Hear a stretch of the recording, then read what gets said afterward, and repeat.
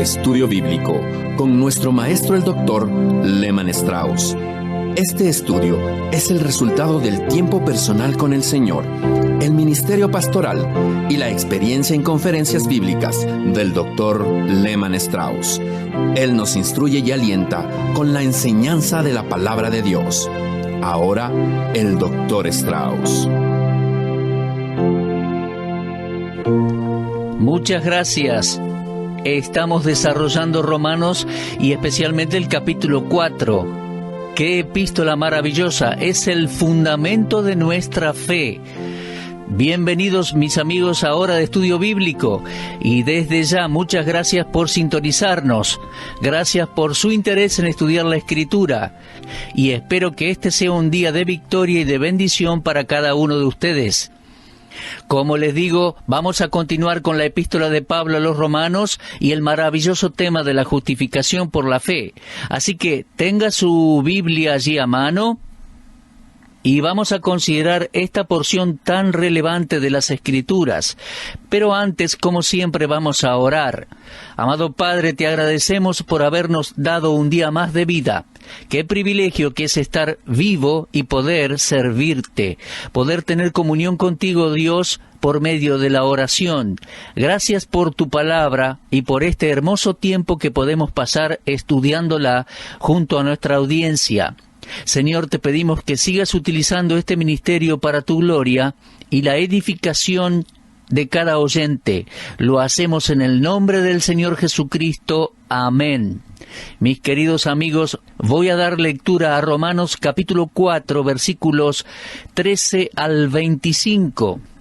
Voy buscando allí el texto y les digo que es sumamente importante leer y releer los capítulos e ir meditando en el contenido de la palabra de Dios y buscando la guía del Espíritu Santo para interpretarla y aplicarla correctamente.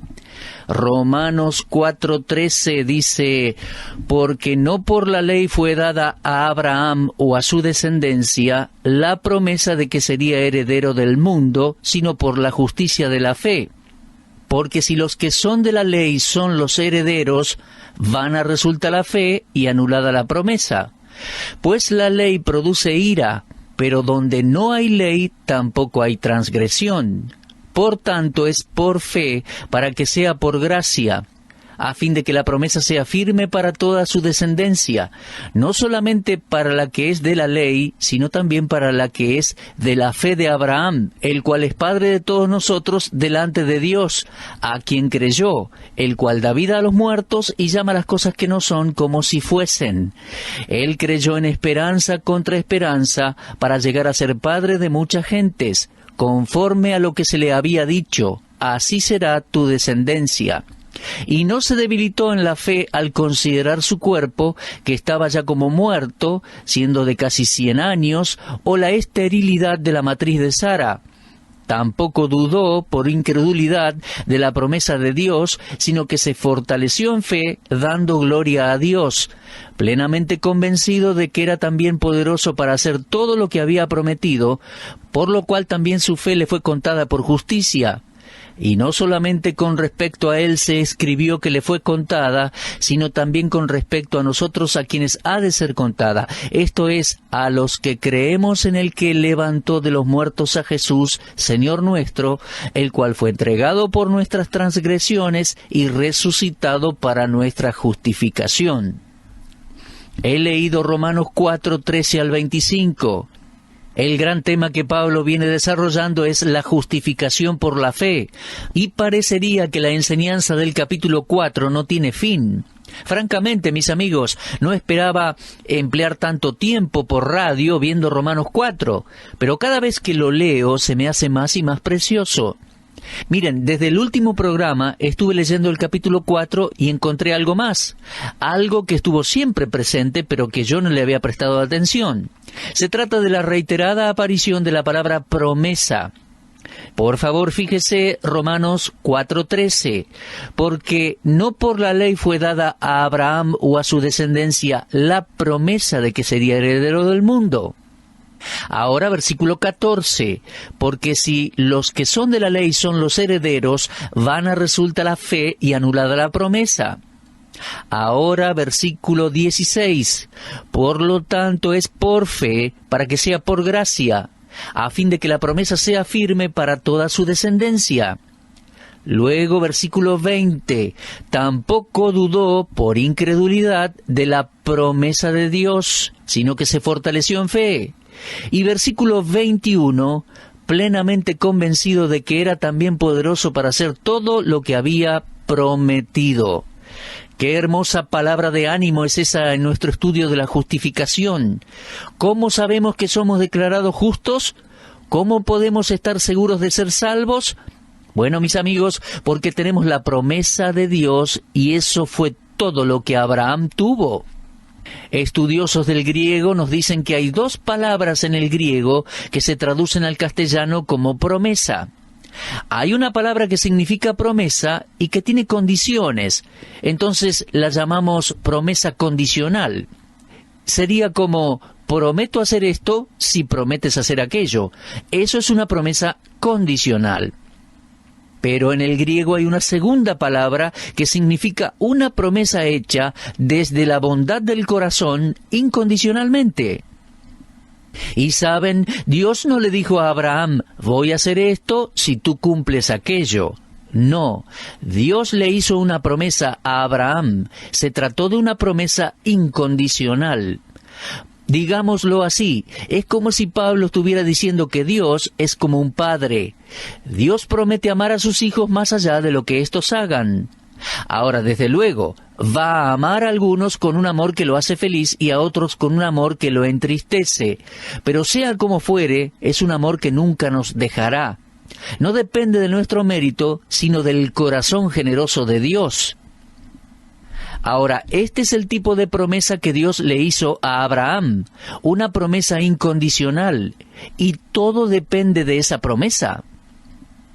Ahora, es interesante ver lo que Dios le dice aquí a Abraham. En el versículo 17 le dice, te he puesto como padre de muchas gentes. Abraham tenía 99 años, pero Dios no le dijo, te haré padre de muchas naciones, sino te he puesto. O sea que en la mente de Dios ya estaba listo, el plan ya estaba listo. Abraham ni siquiera tenía hijo cuando Dios le hizo la promesa. Isaac no había nacido aún. Abraham ya casi tenía 100 años. Así que la promesa de Dios ya estaba lista. Abraham solo tenía que creerle a Dios. ¿Se da cuenta, amigo mío? La promesa de Dios es segura, tal como lo vimos en el versículo 16. Es por fe para que sea por gracia, a fin de que la promesa sea firme, sea válida.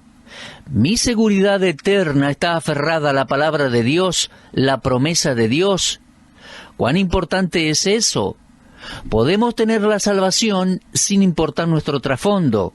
No importa si usted es de trasfondo judío, gentil, católico, protestante, el principio de la salvación es el de la fe y la gracia, y esto nunca va a cambiar. Amigos, esta es la razón por la cual podemos predicar el Evangelio a todas las naciones y a todas las personas. Es la razón por la cual disfruto mucho viajar a otros países a donde necesito que alguien me traduzca lo que estoy diciendo. Puedo predicar este Evangelio, vaya a donde vaya.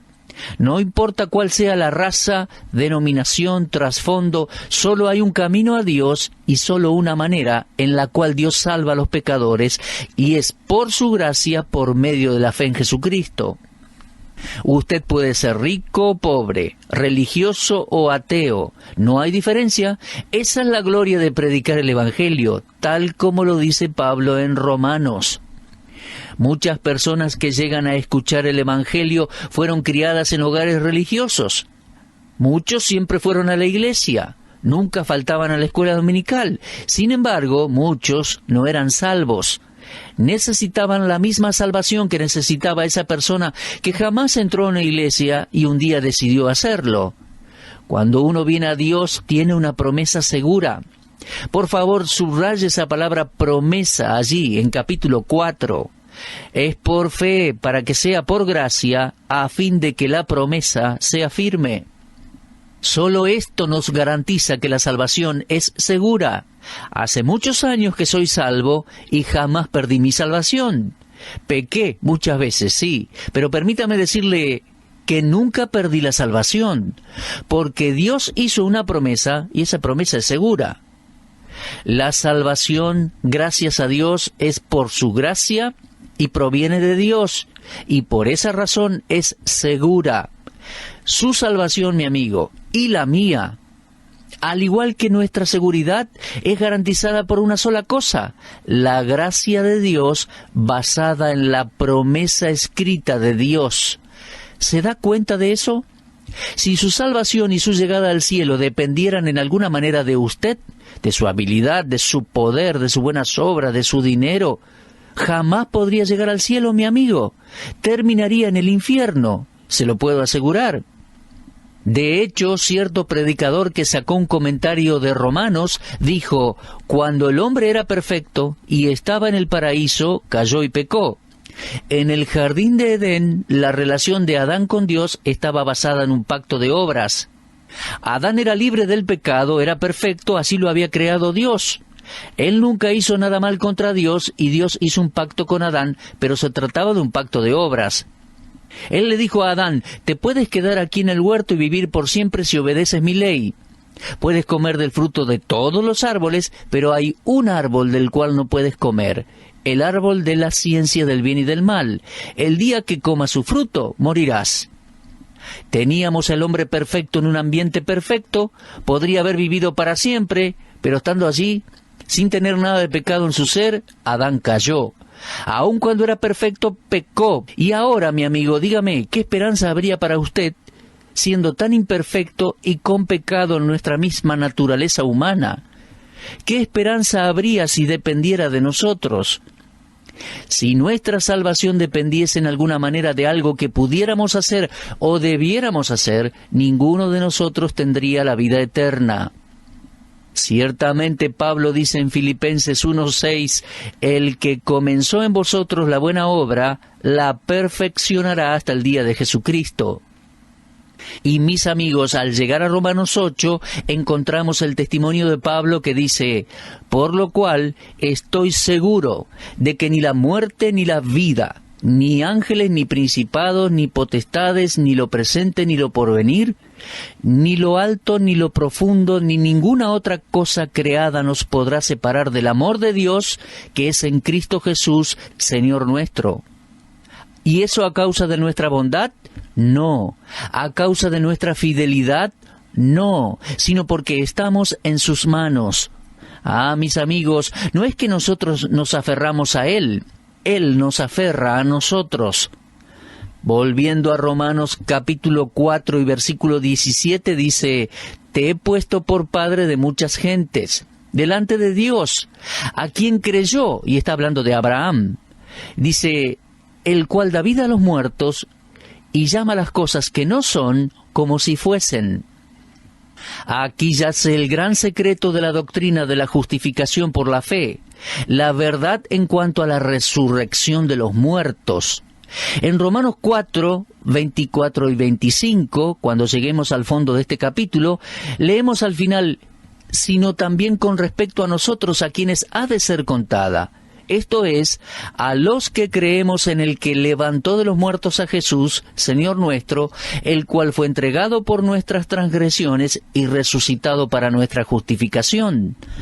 Abraham creyó en el Dios de la resurrección, pues creía, dice Génesis y Hebreos, que su hijo Isaac sería hijo de resurrección. Y Dios envió al Salvador, y por su resurrección, la resurrección de Jesucristo, somos justificados. ¿Se da cuenta? La verdad de la resurrección se la ve no solo produciendo vida cuando Abraham y Sara ya no la tenían, sino en la verdad de la resurrección, tal como lo vemos en la historia de Isaac y su sacrificio. En Hebreos 11, le decía recién, leemos: por la fe Abraham, cuando fue probado, ofreció a Isaac, y el que había recibido las promesas ofrecía su unigénito, habiéndosele dicho: en Isaac te será llamada descendencia. Pensando que Dios es poderoso para levantar aún de entre los muertos, de donde en sentido figurado también le volvió a recibir. Permítame decir una vez más que Dios es el Dios de la resurrección y que Él obra cuando todas las fuerzas de la naturaleza ya no tienen poder. Cuando nada funciona, Dios comienza a obrar.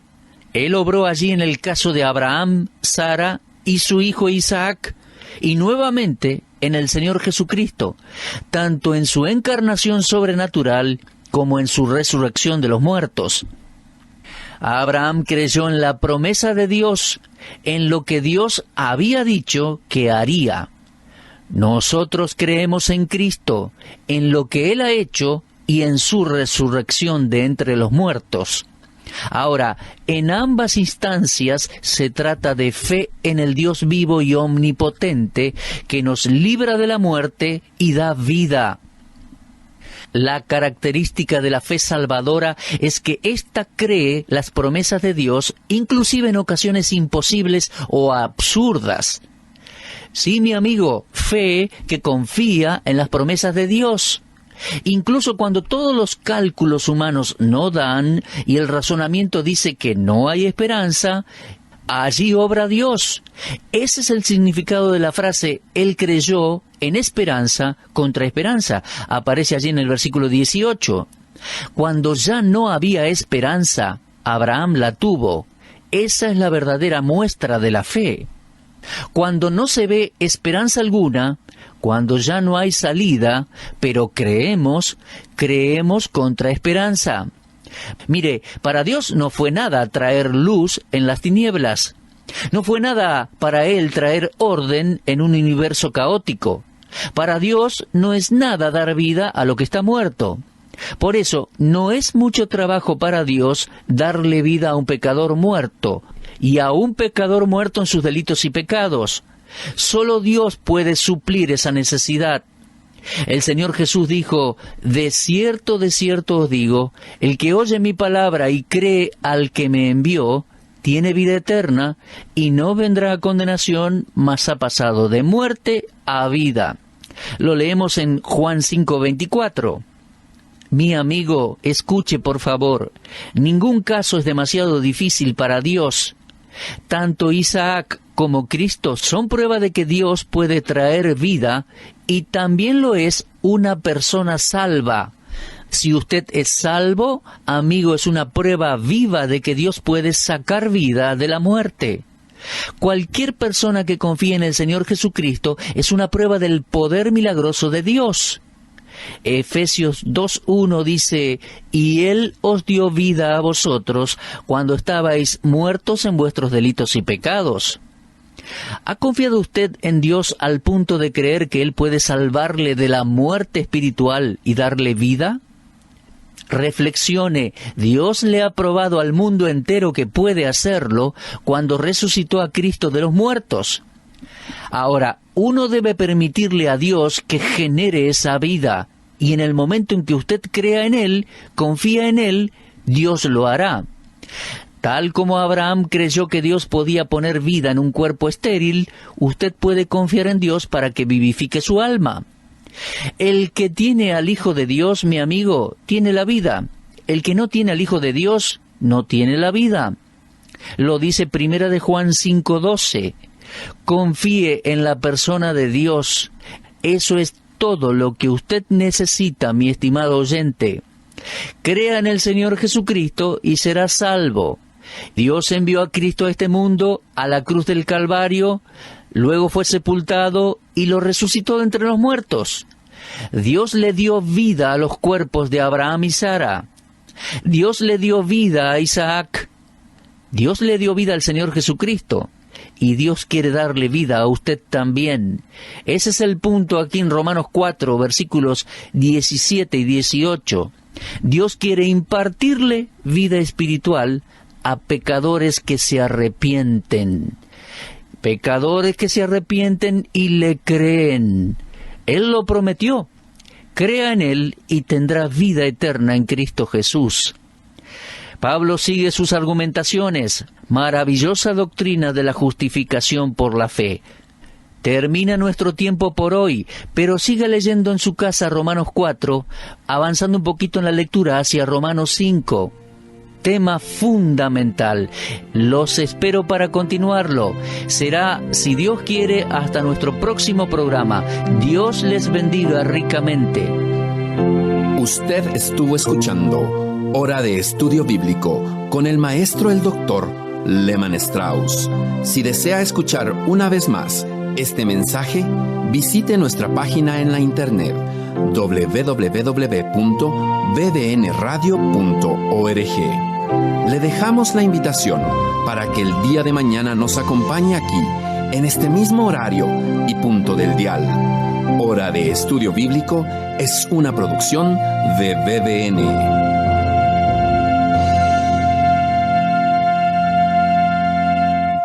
BBN, Red de Radiodifusión Bíblica, es el nombre de nuestro grupo en Facebook.